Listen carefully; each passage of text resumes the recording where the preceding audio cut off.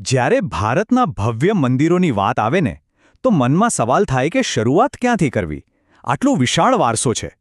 પણ ચિંતા ન કરો, આજે આપણી પાસે એક એવી ખાસ માર્ગદર્શિકા છે જે આ સફરને ખરેખર અનોખી બનાવશે. તો ચાલો સાથે મળીને આપણા સાંસ્કૃતિક વારસાની આ સફર શરૂ કરીએ.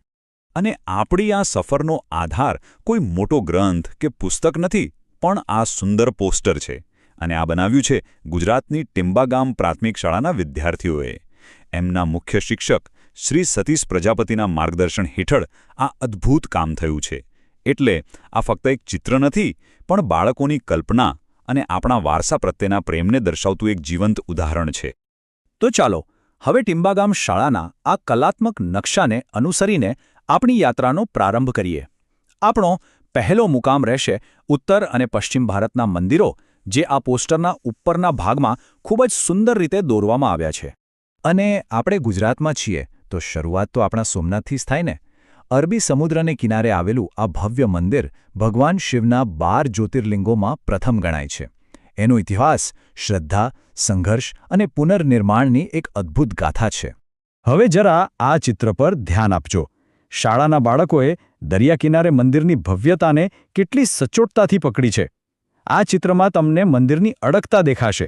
અનેકવાર તૂટ્યા પછી પણ એ ફરીથી ઊભું થયું છે. અને એ જ તો આપણી સંસ્કૃતિની તાકાત છે.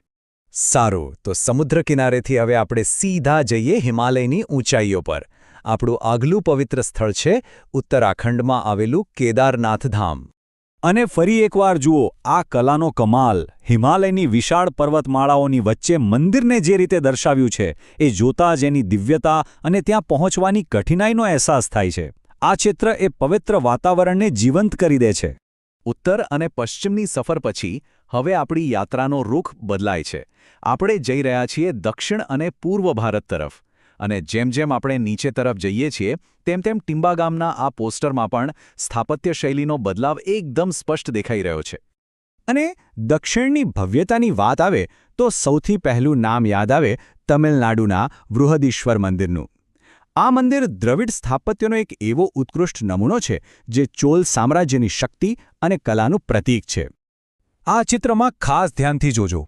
મંદિરનું જે મુખ્ય શિખર છે એ પિરામિડ આકારનું છે, જેને વિમાન કહેવાય છે. અને એની બારીક કોતરણી અદ્ભુત છે.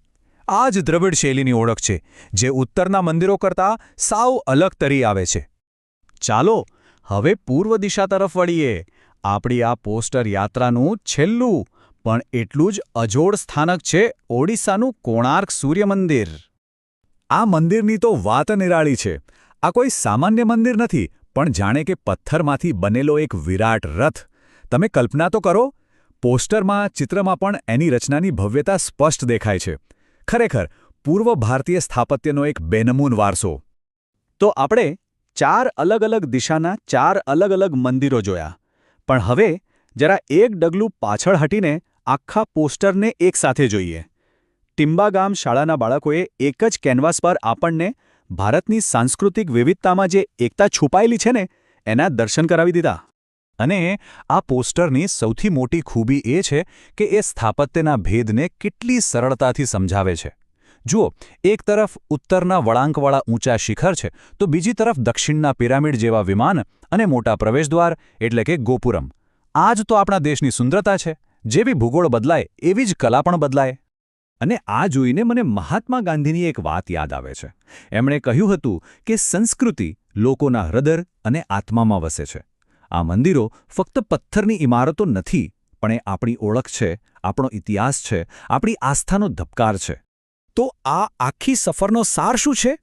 પહેલું, કે ભારતના મંદિરોમાં સ્થાપત્યની અકલ્પનીય વિવિધતા છે. બીજું, દરેક પ્રદેશની કલાની પોતાની એક અલગ ઓળખ છે.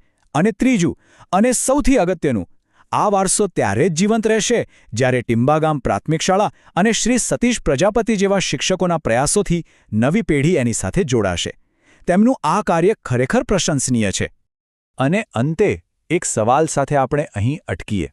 આવનારી પેઢીઓ સુધી આપણા આ અમૂલ્ય વારસાને પહોંચાડવા માટે ટિંબાગામ શાળાના આ પોસ્ટર જેવા સર્જનાત્મક અને પ્રેરણાદાયક પ્રયાસો ખરેખર કેટલા જરૂરી છે? આ વિશે વિચારવું એ આપણા સૌની જવાબદારી છે.